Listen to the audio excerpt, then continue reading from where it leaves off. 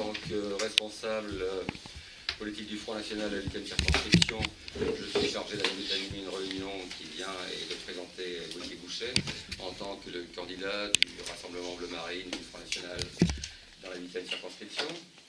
Vous êtes tous de Saint-Nazaire ou correspondants à Saint-Nazaire, donc vous connaissez Gauthier Bouchet, qui fait un travail déjà au conseil municipal de Saint-Nazaire depuis 2 ans.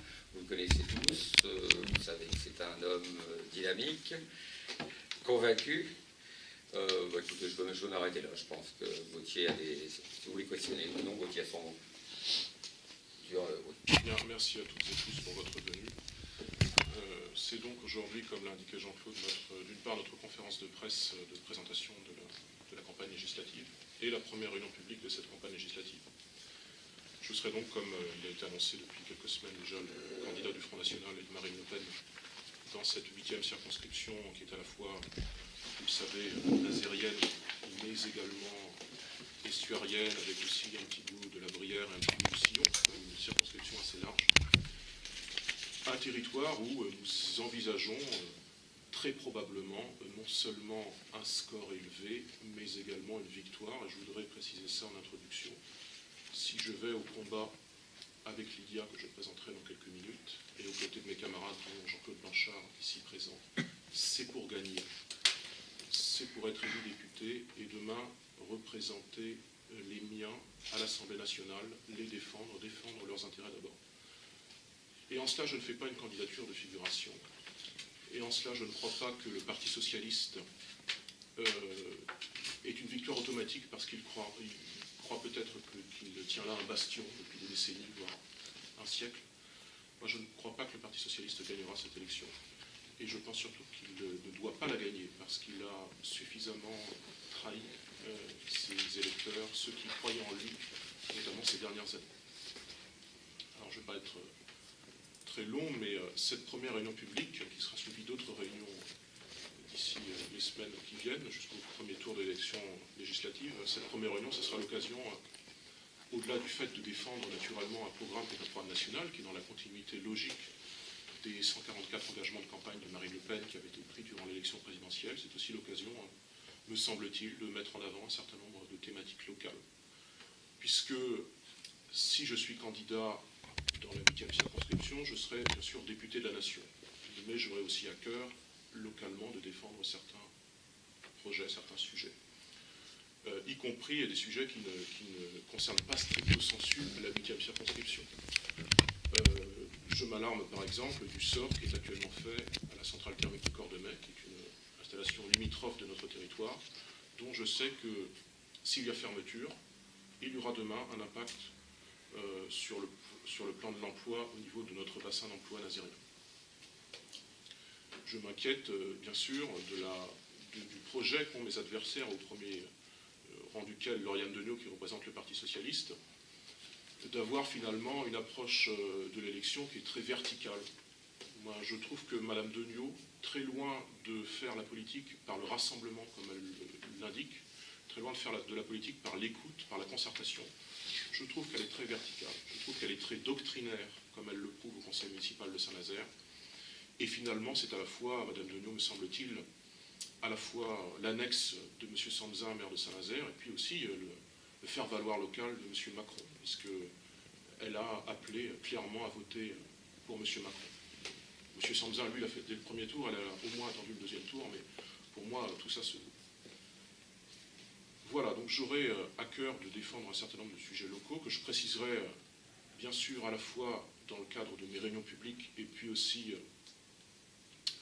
dans le cadre de la communication numérique qu'on va entreprendre sur mon site internet, sur les réseaux sociaux, etc. Vous savez, je le pense, que je suis actif sur ces réseaux, donc il sera facile à ceux qui veulent voter pour moi, et même ceux qui, après tout, sont simplement curieux, de suivre notre actualité, nos positions. Et ce combat se mènera également en complémentarité et en équipe avec Lydia Poirier qui est ici présente. Lydia est conseillère municipale de Trignac.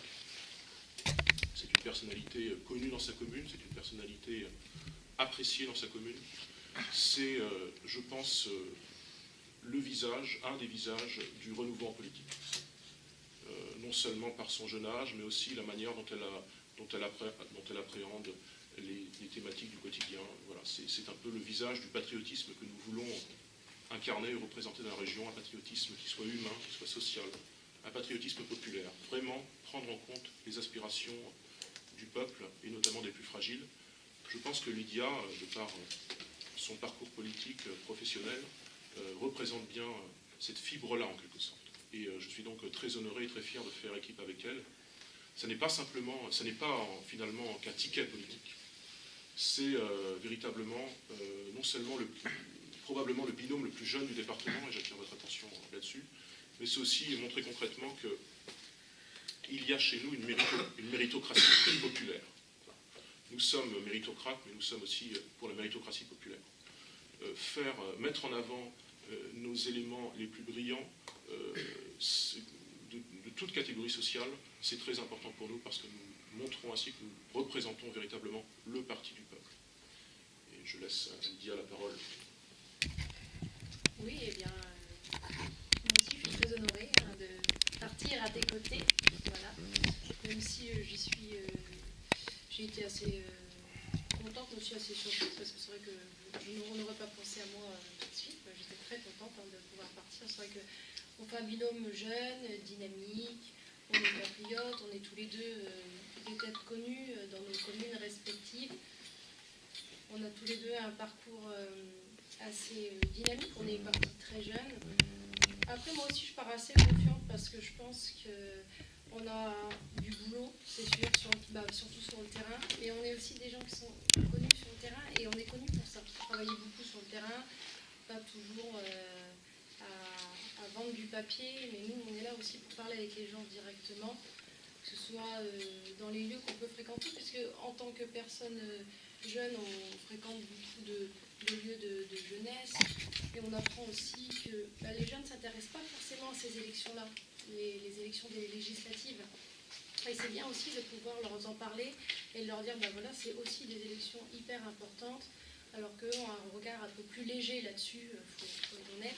Et c'est vrai que moi, de par mon entourage, que je vois dans mes activités sociales, j'ai beaucoup parlé de ce côté-là, de ces candidatures-là, qui n'étaient pas très connues par la jeunesse, on va dire qui prennent ça vraiment à la légère. Et je trouve ça bien de pouvoir mettre un point là-dessus, de dire, voilà, nous aussi on est jeunes, mais on se présente, et c'est bien aussi de faire connaître ça à une catégorie d'âge qui fréquente beaucoup moins ce genre de campagne. J'ai oublié d'ailleurs de dire le principal, c'est que, même si ce n'est pas le sujet de cette réunion aujourd'hui, il y a naturellement cette élection à Trégnac que je souhaite. Cette élection partielle. Et je souhaite vivement, parce que cette ville le mériterait, que Lydia et son équipe, mais Lydia notamment, soient réélue au conseil municipal à l'issue de l'élection partielle qu'il y a eu. Et voilà, il y aura donc, alors sans préciser le calendrier complet de ma campagne, il y aura donc quelques moments forts. Je présenterai demain sur Internet mon équipe de campagne, donc demain 17 mai. Et puis, après-demain 18 mai, je présenterai aussi, ce qui était peut-être un petit peu nouveau pour nous, mais nous estimons qu'il est important de le faire, ma déclaration de patrimoine. Puisque Lauriane Degnaud l'a fait il y a quelques semaines, c'est légitime de sa part. Elle l'a fait, je pense, d'une manière assez politicienne finalement, en jugeant qu'elle pourrait ainsi piéger ses autres adversaires, et notamment le Front National, qui, pense-t-elle, ne serait pas transparent ou honnête sur ce sujet.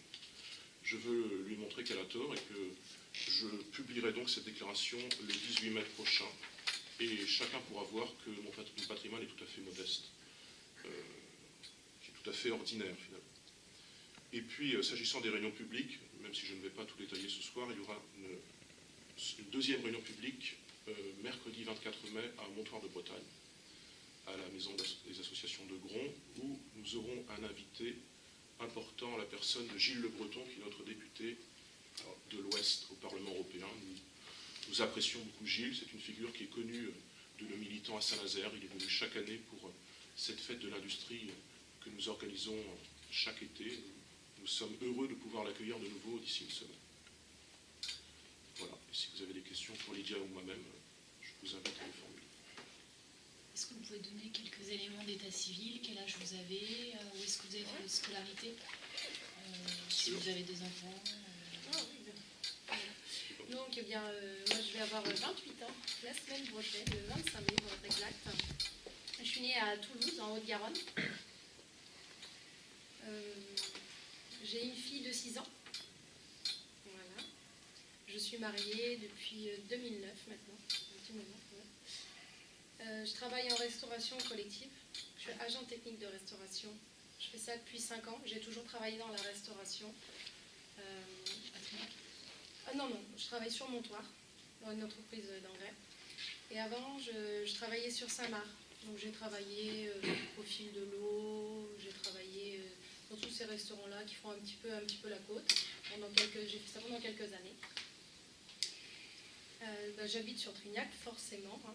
J'y ai construit avec mon mari il y a 3 ans, maintenant. Et j'habite cette commune depuis environ 17 ans. J'ai toujours habité le quartier de Certé.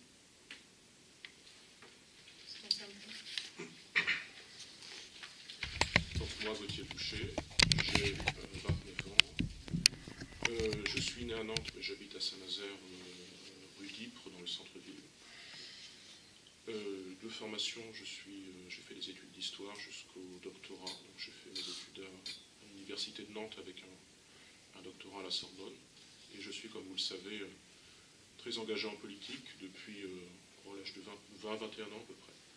J'ai adhéré au Front National en 2007 et j'étais donc colistier de Jean-Claude aux élections municipales en 2014, en 3e. Donc j'ai été élu en 2014, également conseiller communautaire à la Carène, où j'espère d'ailleurs que Lydia me rejoindra le mois prochain.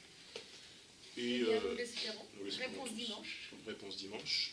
Et alors je suis aussi actif au niveau du Front National dans ce collectif qui s'occupe d'environnement, qui s'appelle le collectif Nouvelle Écologie, dont je suis le secrétaire général adjoint. Ça fait partie des choses qui m'intéressent, notamment les synergies entre industrie et écologie. Voilà, que dire de plus.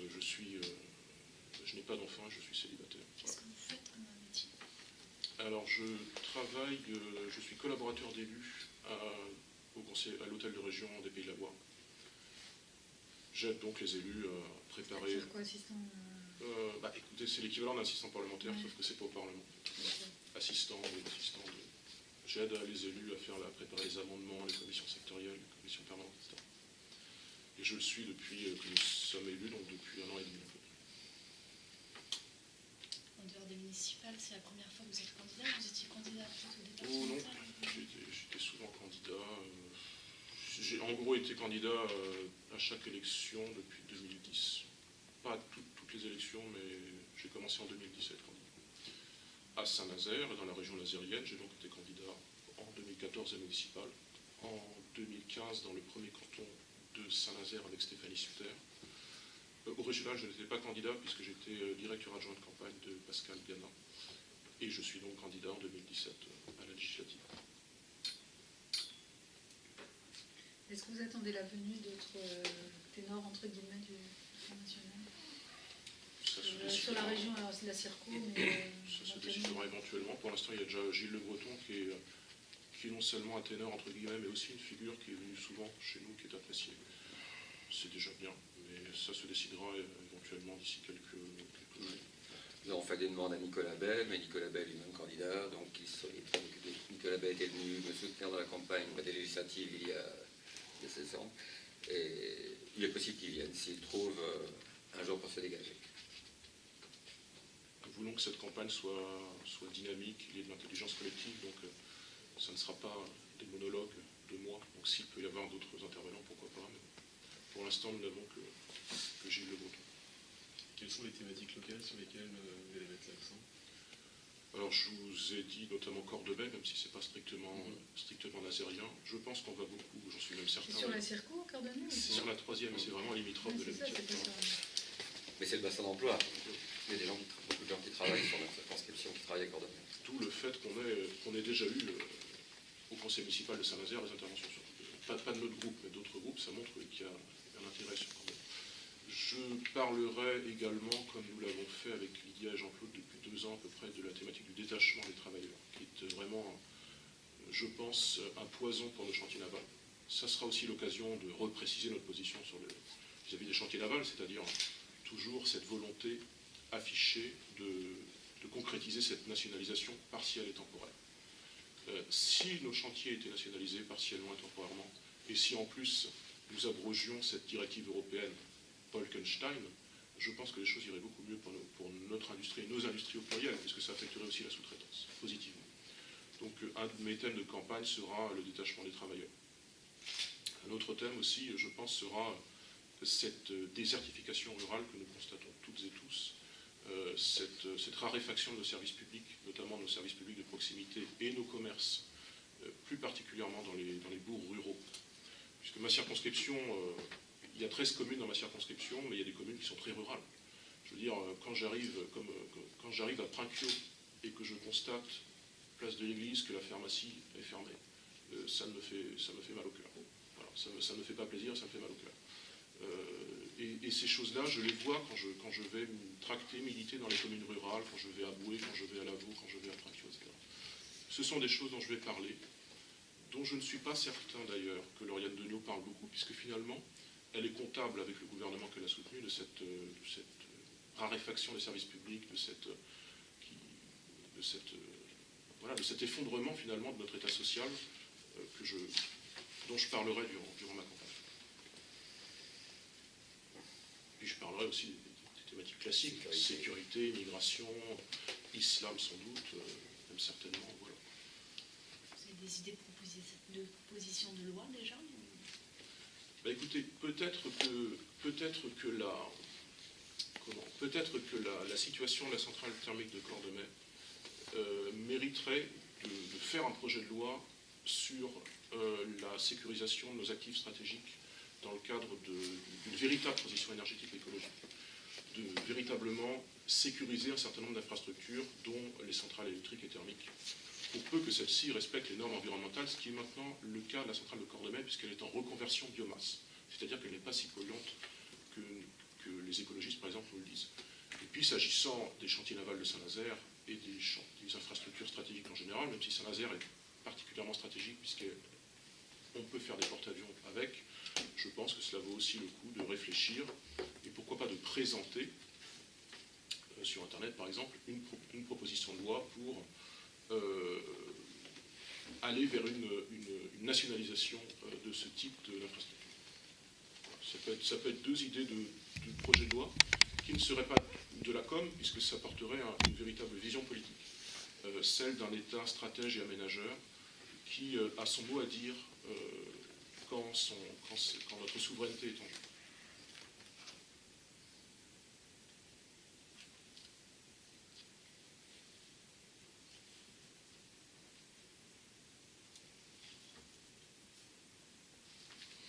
Voilà, si vous avez d'autres questions.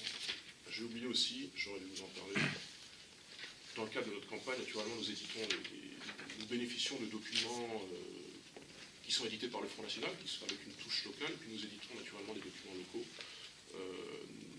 Le premier de nos tracts locaux sera distribué à partir de demain. C'est un tract classique qui présente en quelque sorte une profession de foi, avec différents engagements de campagne. Et puis au verso, qui sont mes premiers soutiens. Jean-Claude, ici présent, présidera mon comité de soutien. Et je m'honore, par exemple, d'avoir le soutien de l'ancien secrétaire départemental de Debout la France, qui montre ainsi que nous sommes dans le rassemblement des patriotes. Donc ce tract, nous l'avons imprimé, nous le distribuerons à partir de demain dans les boîtes. Et en parlant de patriote, vous vous positionnez comment par rapport à l'association que vous avez créée avec Florian Philippot? Écoutez, je ne vais pas dire dans ces querelles, mais dans ces sensibilités d'appareil, j'ai toujours été neutre. Non seulement je suis neutre dans ce que j'affiche, mais dans ce que je pense. Parce qu'on ne fait pas le rassemblement si on n'est pas tous ensemble. C'est très Macron, ça. Comment? C'est très Macron. Oui, c'est très Macron, sauf que Macron, lui, le dit sous la forme de lieu commun. Moi, je le dis avec un raisonnement politique. On ne fait pas le rassemblement si on ne va pas de Nicolas Dupont-Aignan aux identitaires qui travaillent avec nous. Et en prenant tout le spectre et en travaillant avec toutes les sensibilités. Florian Philippot s'incarne de manière... il fait partie de ces sensibilités, c'est un souverainiste, c'est un patriote sincère et engagé. Je suppose que son initiative je ne peux pas en douter d'ailleurs, a l'assentiment de Marine Le Pen. Ce n'est pas pour ça qu'à titre personnel je la rejoindrai, parce que j'estime que ça serait de nature à troubler le message d'unité et de rassemblement qui doit être le nôtre, alors que nous abordons une campagne législative où nous cherchons prioritairement à obtenir des parlementaires pour ensuite défendre les Français.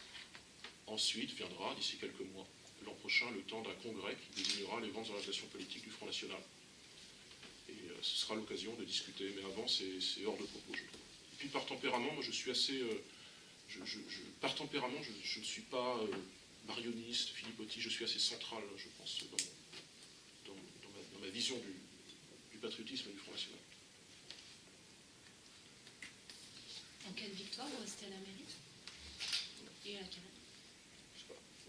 Bah écoutez, normalement oui. Se posera sans doute le problème pour le conseil communautaire en revanche. Je pense que ce ne serait pas très pertinent que je reste au conseil communautaire. Parce que là, ce serait vraiment un cumul, non que le conseil d'ailleurs se réunisse très souvent, il pourrait se réunir plus souvent, mais là ce sera un cumul, puis ça permettra aussi de faire entrer Stéphanie, dont nous espérions qu'elle puisse entrer au conseil communautaire à la séance du 5 mai dernier, et puis les socialistes ont raflé toute la mise. C'est ce qui est bien malheureux, et ce qui montre que M. Sanzin a une certaine vision de la démocratie représentative.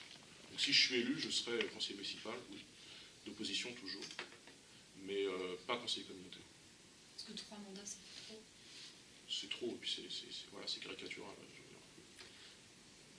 Il faut que tu restes à la mairie pour avoir un ancrage local et ne pas se perdre dans la représentation nationale en oubliant les militants de terrain. Si vous voulez ma position philosophique quasiment, autant être député-maire n'a pas grand sens, puisqu'un député est un élu de la nation, alors qu'un maire n'est pas l'élu de la nation, c'est l'élu de sa commune. Donc être député-maire, c'est pour moi pratiquer ça peut conduire au clientélisme, parce que finalement, avec ses réserves parlementaires par exemple, quelle commune on va aider? On va aider sa commune à soi, puis on va se garantir une clientèle électorale à peu de frais. Donc être député-maire, ça n'est pas mon truc. Être député conseil municipal, ça n'est pas un problème. C'est, je pense, assez complémentaire, puisque je ne peux pas être un député hors sol. Je ne peux pas, demain, si je suis élu député, je le souhaite, habiter à Paris. J'habiterai toujours à Saint-Nazaire, je verrai toujours mes amis à Saint-Nazaire, je continuerai à mettre ce qui peut paraître peut-être un peu délirant, mais mettre des tracts dans les boîtes aux lettres, moi je continuerai à le faire de bon cœur. Parce que si je ne le faisais pas, j'aurais le sentiment finalement d'avoir recueilli la confiance et les suffrages des électeurs en leur disant, écoutez, merci pour votre vote, mais adieu. Je m'en vais, adieu. Et moi je ne peux pas, politiquement et affectivement, je ne peux pas faire ça. Voilà, j'ai un rapport à la politique assez affectif. Et il y a des choses que je fais, il y a des choses que je ne fais pas. Donc, député de la nation, si je suis député de la nation, je ne deviendrai pas parisien, soudainement. Je resterai nazérien sur place. Vous parlez de Lauriane Deniau, mais les autres candidats qui se présentent comme alternative à Lauriane Deniau, vous en pensez quoi? Écoutez, j'en pense à peu près la même chose. Alors si on est rationnel, on peut se dire que Lauriane Deniau n'a aucune chance parce que, même si par magie elle doublait les voix que M. Hamon a recueillies, par exemple, elle ne serait même pas sûre de se qualifier au second tour. Je vois vraiment pas pourquoi elle doublerait ses voix par magie. Pas forcément un report systématique entre la présidentielle et les législatives. Oui, en plus, il est possible que là elle a fait 5700 voix. Il est probable qu'elle ne fasse pas 5700 voix. Mais pour être qualifié, il leur faut 13-14 000. Et puis en plus, c'est la dispersion de la gauche avec Europe Écologie Les Verts et le Parti radical de gauche, plus France Insoumise. Donc, rationnellement, il ne paraît pas très logique de parler de Lauriane Deniau. Mais politiquement, Lauriane Deniau, c'est quand même la marque du socialisme nazérien. C'est quand même la marque de cette croyance mystique dans le fait que les socialistes sont comment dirais-je, gouvernent de droit divin ici. Et que l'intercommunalité, que les différentes communes, que la députation, ça leur revient. Et on se demande même pourquoi est-ce qu'on ferait une élection après tout. Moi je combats cette vision des choses. Je combats aussi, plus spécifiquement concernant Lauriane Deniau, le fait qu'elle soit une socialiste doctrinaire. Qu'elle soit vraiment... elle a fait le choix de M. Hamon. Elle s'est trompée sur toute la ligne, puisque M. Hamon a fait 8% à Saint-Nazaire. Ça montre quand même que Lauriane Degnaud n'est pas n'importe quel socialiste. Et je mettrai cela en avant durant ma campagne.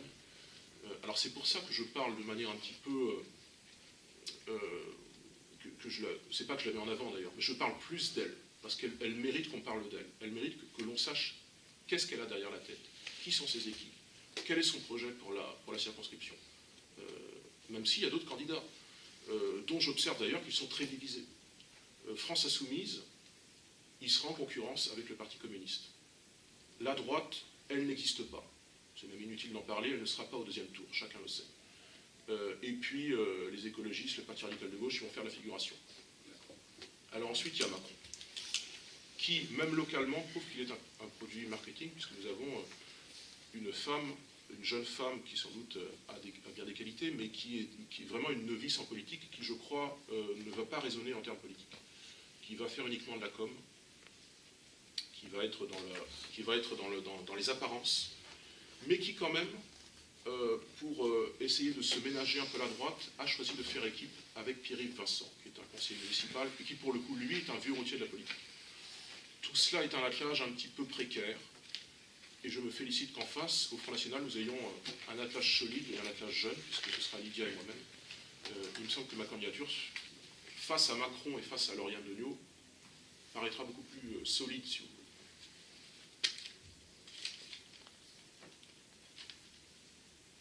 Puis après tout, on ne connaît pas la liste définitive des candidats.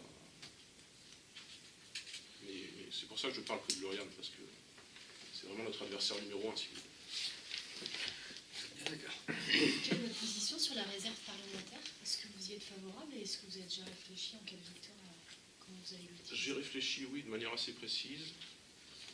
Pourquoi pas ne pas envisager une baisse de la réserve, même si ce n'est pas forcément prioritaire. Mais en tout cas, moi je ferai un usage de ma réserve qui sera... j'ai 13 communes.